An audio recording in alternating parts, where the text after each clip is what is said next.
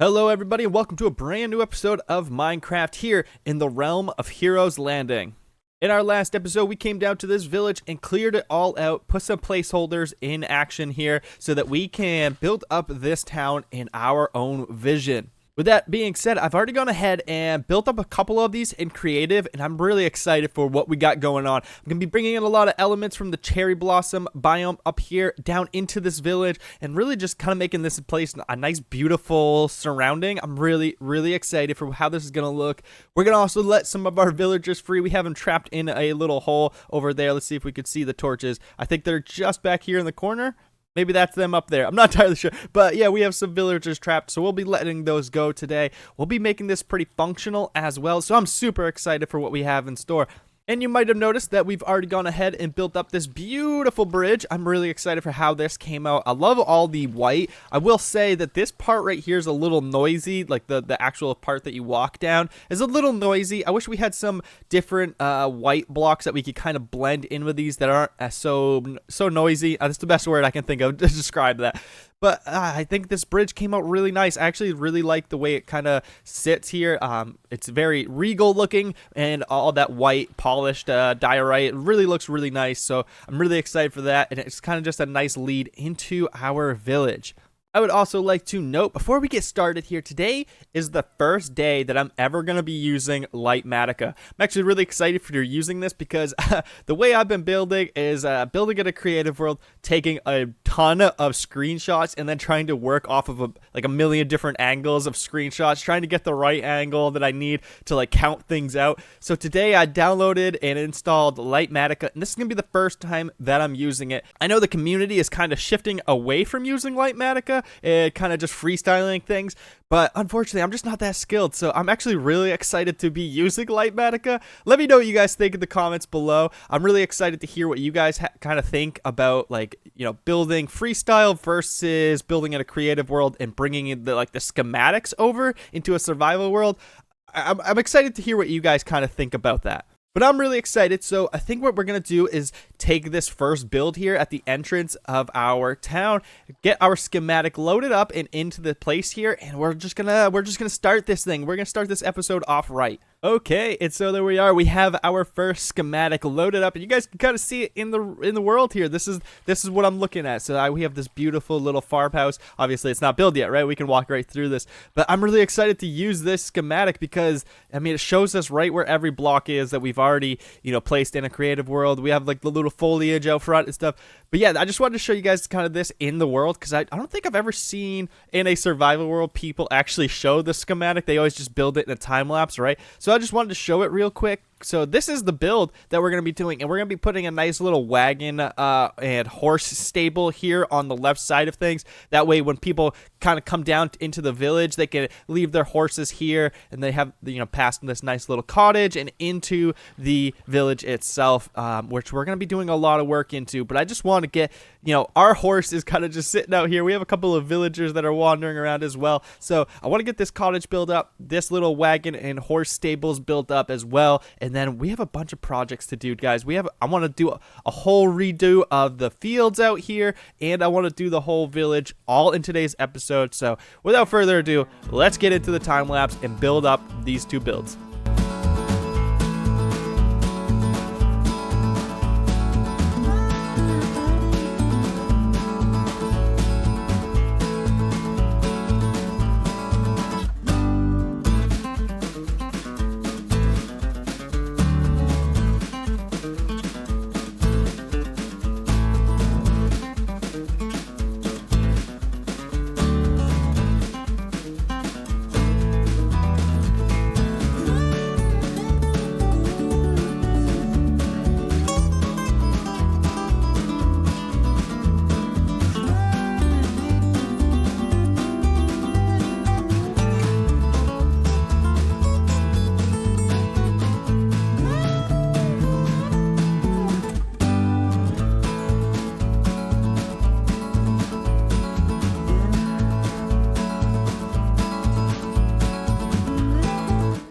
All right, ladies and gentlemen, there we have it, our first buildings of our new village.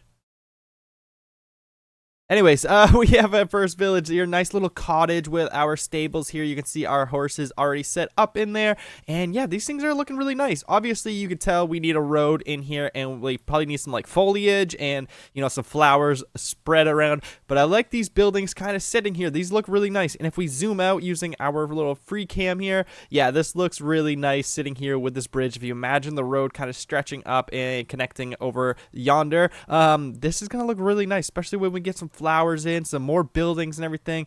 I really like this. I also really like the contrast between the dark oak and the cherry wood. I think this looks really nice, and then obviously the oak and the birch wood kind of just blends everything together. I think it's coming out really nice. Obviously, I added some lanterns for some lighting and everything. But yeah, this is looking really good. One thing I do want to say though right off is we are low on, if I can find it here. There it is. This is all of the glass that we have right now. So this is a little problematic because we're going to need a lot of glass for windows and some other stuff later on as well. So I think we should do is put the town on halt for now, for a minute, and I want to run off and see if I can't find a desert.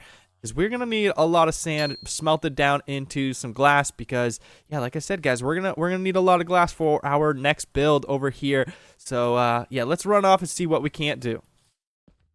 It was at this time I decided to head off into the nether, using our seed to find a good location to gather sand away from our base. But the inevitable always happens. Of course, never fails. Whenever I go into the nether, I die. Every time. I was building a bridge and there was just one block missing in the bridge and I didn't even notice. Dead. But luckily I had some extra diamonds and I would not be deterred. Look at this. I just came through this portal and there's a spawner right here. Spider spawner? This is crazy. Man, I need to go up a lot though. Okay. Ooh, name tag though. I'll take that. A little bit of redstone, another saddle. That's cool. This is crazy. We got a double chest right here on this spawner. Super cool. But all right, we need to find our way up to the surface here. Upon reaching the surface, however, I wasn't sure where I was because I was expecting to find a desert biome. However, I found this savanna biome, got lucky, and found a little bit of a beach biome over here where there's plenty of sand raised up. So I was able to collect all the sand that I needed, luckily. Okay, so we are back at our village here now, and if you check out the inventory, we have a ton of sand here, and I've also got some smelting up just behind us. But yeah, you can see I am in some makeshift armor here now. We're gonna have to do some mining to get some diamonds because all of our stuff's unenchanted as well. So yeah, we're a little bit behind now, but that's fine because what I want to do next is actually build up a little farmhouse right here. You can see where we have it laid out. I want to do a little farmhouse right here with a nice little plot on the back side of it. Get these two villagers to stop wandering around here. They're actually fishermen at the moment too because of these barrels, but we'll get them over here so that they start producing carrots or potatoes or anything we want really for us. And so we'll set up a little spot so that they can throw the carrots into it, and yeah, that way we have an automatic amount of carrots just being produced for us. I think that'll help us out a lot, and we can actually do some trading with them as well. So we'll set up the composters so that they're available for trading.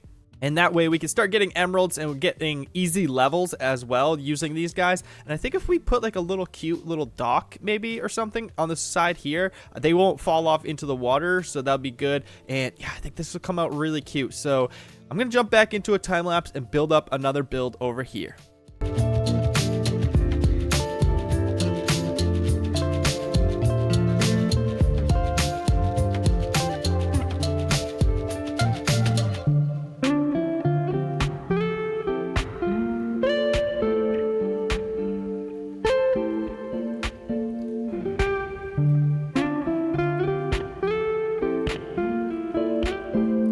All right, ladies and gentlemen, so we have our villagers in place here. So you can see that he'll throw carrots into this little bin, and those will get moved down into a couple of chests. You can actually see them from here, so that's pretty cool. But I actually don't know that this is going to work, because this guy likes to go for a swim every once in a while. So I might have to do something along the edge of this water to keep him or it in this area. But I think I might deal with that in a little bit, because he has the composter, so he'll actually wander over to this area, and maybe I'll put like a bed here. Maybe we'll do like something like that, kind of make it look like a little area for him to sleep under. That might actually be pretty cool, because that'll draw him to this area as well. So maybe we'll do a little something underneath this oak tree here as well. But yeah, this is it. This is gonna work. We obviously need more carrots to fill up this side of the field, but we do have it all planted over on this side. So this should work. So this should be passive carrots for us moving forward, which I'm really, really excited about. With the progress made back at the village, I thought this was a good opportunity to step away and go mining to gather some more materials and get ourselves covered in diamonds once again. And we are back in action. That's right, we have a full set of diamond armor and gear now. We are ready to go. And if we actually check out our pickaxe here, that's right, we got silk touch on it. We have a little bit of enchantments on some other things here as well. Nothing on our armor yet, but we got silk touch, so that is beautiful. And now that we are back in town, let's check this out, guys. So this is actually working now. I'm not sure that there's going to be anything. Yeah, we got a couple carrots in there, so that's pretty sweet. So this is actually operational now that we are in town and everything. These guys are going to be starting to gather some carrots for us in the passive mode. You can actually see that they got their iron golem in there, and I've actually blocked off the river access from it so that this guy doesn't wander out or any drowns kind of come up in here or anything like that. So we are all set there. And now I want to shift my attention over to this side here. I want to be putting a water mill in over here, a beautiful building that I've actually already built out in a creative world, and I'm ready to get it going in here. But first, I want to talk about another reason why I gathered up all of that sand. So we're going to use all that sand to make glass bottles, because over on this side where we kind of dug out a little bit, I want to build a automatic, or not automatic, but kind of automatic, I don't know, a redstone contraption to produce mud for us, so that we can turn that mud into packed mud, so that we can build out our roads and pathways with using the packed mud and some other blocks, obviously, to kind of break things up. But yeah, that's going to be really, really helpful if we have a mud farm in town here. So I'm going to just go ahead and build this up real fast and bring you guys back. Ooh, baby, check it out. Man, I love this build. I'm so happy with how this one came out, guys. Check it out. This thing is massive. It took way too long to recreate here in the survival world, but I love this build. So let's check it out with a little bit of free cam here. So yeah, you can see we have all kinds of stone texturing, and on the back side where the water kind of connects to it, I brought in some of the moss blocks and the mossy cobble and mossy stone bricks just to kind of give it some variance. We have the walls here adding some texture, some of these flowers kind of vining its way up the wall all the way to the second floor. We have our beautiful large wheel here in the water. We do have to do a little bit of work in the river at some point, but that's for later. But we also have some flower boxes up here, and again, you can see I added that mossy variant on the corners here, just to kind of show that it's got some humidity on the back corners. And if we make our way all the way back around to the front, we have some more beautiful flowers here, some flower boxes. We have this nice little balcony here on the second floor too, where we're starting to bring in the oak and the spruce just to kind of break up the tones and the textures. And on the third floor, I also added a bunch of wool and the birch wood just to give it some more texture and some more color up here. We got the windows, but I love this little overhang balcony area where we have this nice little curved roof. Oh man, I love this build. But the most important part over here, guys, we have our mud farm, which isn't fully operational yet, because yeah, we're still getting some of these water bottles. Those are taking a little bit. We have a lot of water bottles to fill up before we can operate this thing. But essentially, you'll be placing dirt here. This will splash the dirt, turn it into mud. It'll get pushed all the way down here, where this will fire and push the mud blocks out to like here. I'm thinking will be pretty good. I mean, we can go all the way over to this wall, but no real need to do that. Oh, hello, Mr. Llama.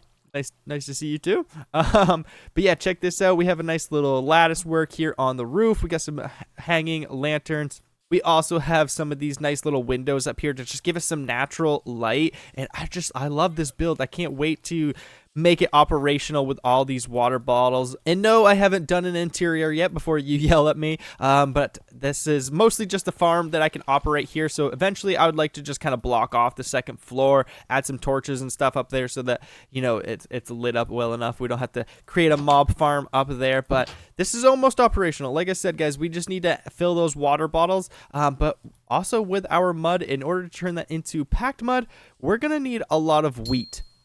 Once I got out here, I decided to start terraforming a little bit more using this waterfall and creating a nice little flowing river all the way down into this lake. And then once I just started to start planting, I just need to pick a spot and go. Alright, so that's a pretty good start to our wheat fields. Obviously, it's going to take some time for these to grow up, and I'm actually not sure if it's going to grow if we're all the way over there, but that's okay. We'll obviously be traveling back and forth here, do a little bit more decorating and a little bit more planting as well. I want to get some big fields on this side, extend this field all the way out to there, probably over to where those horses are. And yeah, I think this is going to be a really cool little area. So this is good for now. Let's get back to making some bottles.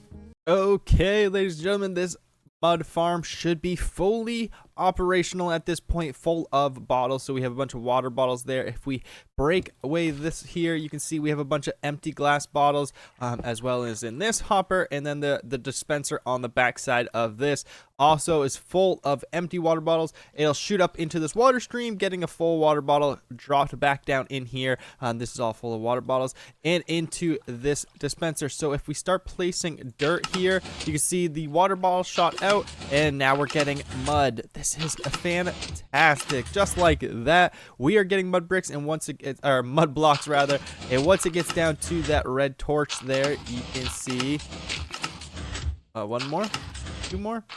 There we go. Yeah, so now it shoots this off here. All we got to do is grab our shovel and pick these things up. This is fantastic. This is a great tool for us, but as you can see, we have some zombie friends here coming to check it out as well. So let's go sleep, and then I'm gonna spend a little bit of time here turning some of my dirt into mud so that we can make up some packed mud for our roads out front here, just bringing this place together a little bit more.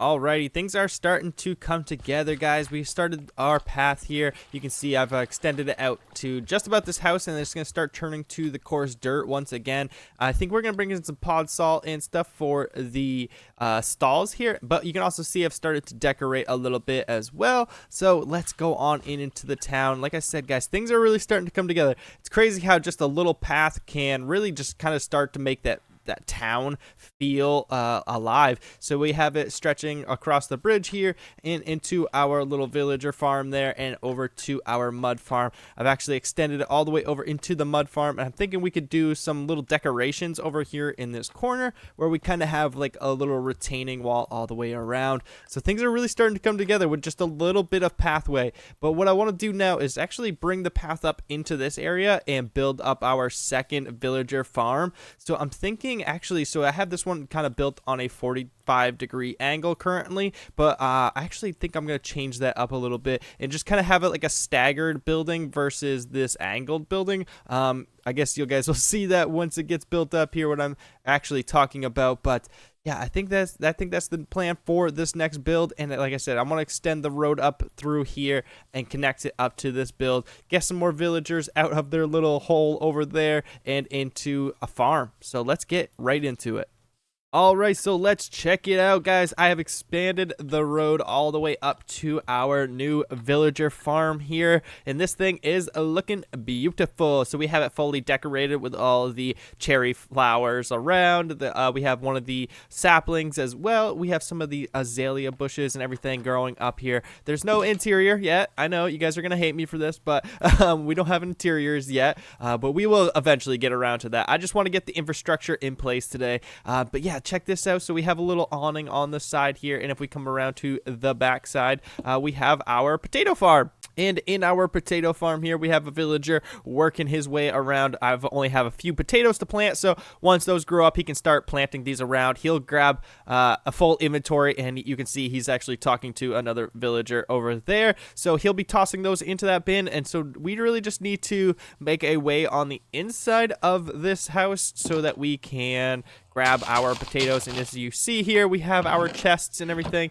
So yeah, we should be able to start getting potatoes down here at some point. But for now, this is kind of just all we have. So we're just gonna have to deal with this for now. But this is looking good. And if I can get out of this door, our town is really coming to life here. But I want to take a minute away from our town and go back out to that wheat field that we planted, because I really want to start expanding this, because we have that beautiful waterfall that we made. We have the wheat field started, but now that we have a little bit more coarse dirt headed out of town here, and ignore this. This is how I'm making moss at the moment, so just ignore that. But if we head on out of town here for a little bit, I want to extend the road that we have kind of setting out here and bring it all the way out to this waterfall, and then connect it all the way up to our road here, just using the coarse dirt for now. And I think we might sprinkle in some stuff throughout once we have the materials through this road that kind of connects or bisects the fields. So yeah, let's jump into a time lapse and really just finish up these fields.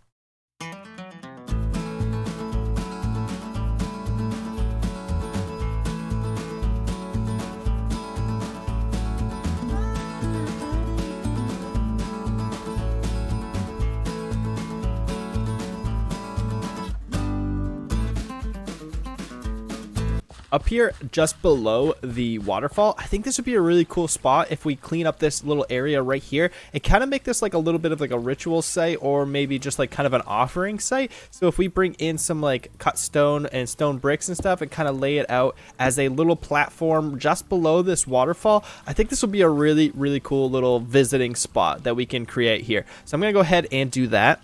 And I think something simply like this will work. This is nice, just little beautiful flower spot that we can kind of come up, lay some flowers, and taking in the beautifulness of it all. Obviously, I want to extend up the course road all the way up to this spot where we can kind of come up and plant some flowers if we'd like. But yeah, this is looking really pretty, and I think from a distance this is gonna be like a kind of a eye grab that you kind of just want to come up and take a look at. Maybe we can place a book here at some point that kind of just tells the story of the land. But this is looking really good. So now I just want to extend this wheat field down into here and maybe start on this side as well. But this is taking a little bit and quite a bit of resources, so I don't know that we'll get the wheat field done right now, but this is a good start. Alright, and with the fields expanded quite a bit here and our road pretty much put together, I think it's time to get back to town and do a little bit more building.